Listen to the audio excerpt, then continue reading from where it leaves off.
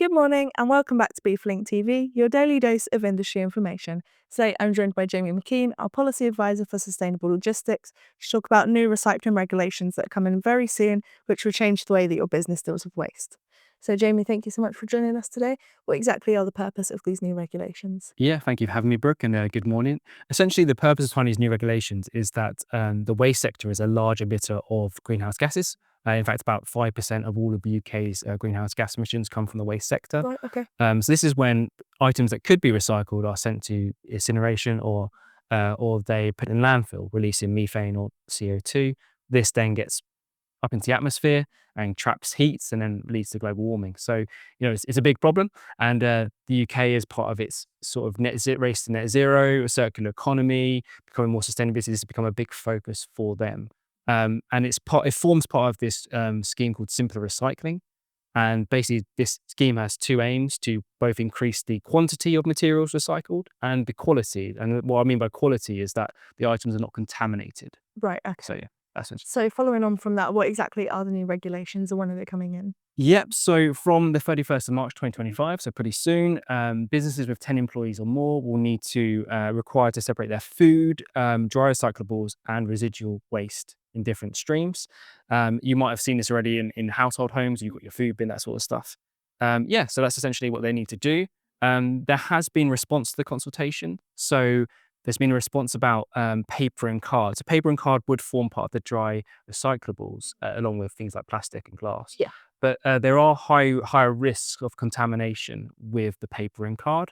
So the government has advised that perhaps these should be collected separately and collected by the waste collector separately.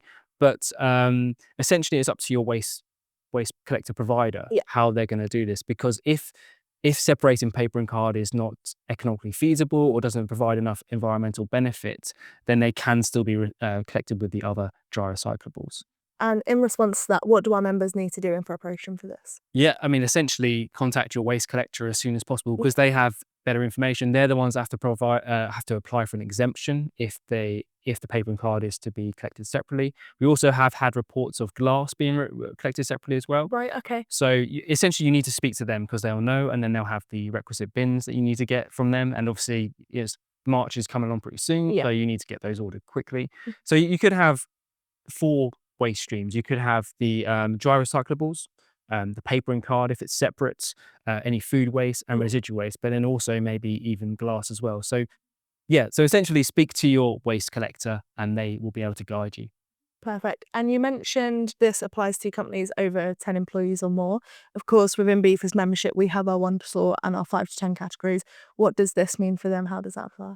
Well, it means that it doesn't apply to them right now, but it will apply for local micro businesses in the future from 2027. So my advice to members is that if you can get ahead of the game and do this, plus you're building benefit of sustainability, there's lots of business benefits of sustainability. So if you can do this now, why not? Because you have to do it at some point. Yeah. But essentially the regulations state that you do not have to do this until 2027.